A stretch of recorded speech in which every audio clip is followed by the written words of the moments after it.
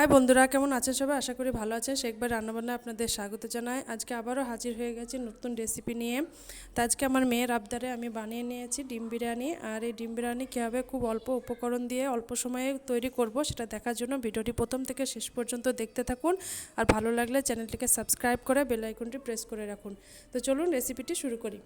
তো এখানে ওভেনের মধ্যে আমি কড়াই বসিয়ে দিয়েছি, আর কড়াইয়ের মধ্যে দিয়ে দিচ্ছি সরিষার তেল। আর তেল গরম হয়ে গেছে, প্রথমে আমি আলুগুলোকে ভেজে নেব। তো আলুগুলো কেটে আমি ধুয়ে পরিষ্কার করে নিয়েছি।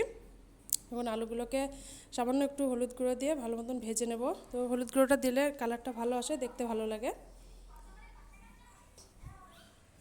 তো আলুগুলোকে ভেজে আমি উঠিয়ে নিলাম। এখন সেদ্ধ করে রাখা ডিমগুলোকেও আমি ভেজে নেব। তো হালকা হালকা লাল করে আমি ডিমগুলোকে ভেজে নিয়ে উঠিয়ে নিলাম। তারপর এখানে দিয়ে দিচ্ছি দুটো তেজপাতা। ওই তেলের মধ্যে তেজপাতা ফাটিয়ে দিলাম, আর কয়েকটা গরম মশলা দিয়ে দিলাম। তো সবগুলোকে একটু নাড়িয়ে চাড়িয়ে নিলাম। তারপর দিয়ে দিচ্ছি পেঁয়াজ কুচি। তো পেঁয়াজ কুচিটাকে দেওয়ার পর একটু লাল লাল করে পেঁয়াজ কুচিটা নাড়াচাড়া করে ভেজে নেব। তো দেখতে পাচ্ছেন পেঁয়াজটা ভাজা হয়ে গেছে। এখানে 1 চামচ আদা রসুনের পেস্ট দিয়ে দিলাম, আর সামান্য একটু জল দিলাম।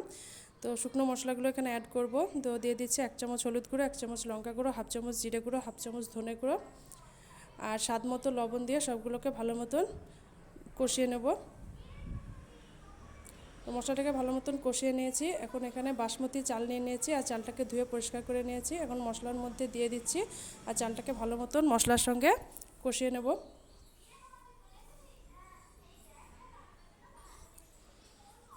তো চালটাকে ভালো মতন একটু মিশিয়ে নিলাম। তার মধ্যে 1 চামচ গোলাপ জল আর 1 চামচ কেওড়া জল আমি এখানে দিয়ে দিচ্ছি।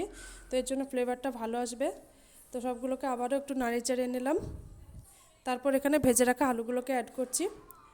তো আলুগুলোকে অ্যাড করে সব কিছুকে নাড়িয়ে চাড়িয়ে নিয়ে এখানে জল দিয়ে দিচ্ছি। আর এই গ্লাসের আমি 1.5 গ্লাস চাল নিয়ে নিয়েছিলাম, আর জলটা তার ডবল দিতে হবে। তো এখানে 3 গ্লাস জল দিয়ে দিচ্ছি আমি।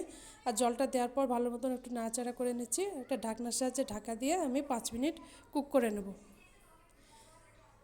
তো 5 মিনিট পর ফিরে আসলাম। এখন 3 থেকে 4টে কাঁচা লঙ্কা এখানে আমি অ্যাড করছি। আবারও ঢাকনার সাহায্যে ঢাকা দিয়ে আমি 5 মিনিট মতন কুক করে নিলাম। তো দেখতে পাচ্ছেন বিরিয়ানি কিন্তু 80% হয়ে গেছে। এখানে ডিমগুলোকে আমি অ্যাড করছি। ডিমগুলো দেওয়ার পরও একটু নাড়াচাড়া করে নিলাম, আর সামান্য একটু বিরিয়ানি মশলা এখানে যোগ করছি। সব কিছুকে একটু আবারও নাড়িয়ে চাড়িয়ে দিচ্ছি, আর আবারও ঢাকনার সাহায্যে ঢাকা দিয়ে আমি 5 মিনিট মতন একটু দম করে নেব। আর এখন আমি আবারও উপর থেকে বিরিয়ানি মশলা ছিটিয়ে দিচ্ছি। তারপর এখানে 1 চা চামচ গোলাপ পানি, 1 চা চামচ কেওড়া পানি, 1/2 চা চামচ মিঠা আতর দিয়ে দিচ্ছি। আর ঢাকনার সাহায্যে ঢাকা দিয়ে 5 মিনিট আমি দম করে নিয়ে একটা প্লেটে পরিবেশন করে আপনাদেরকে দেখাচ্ছি। তো দেখতে পাচ্ছেন কতটা ঝরঝরে হয়েছে।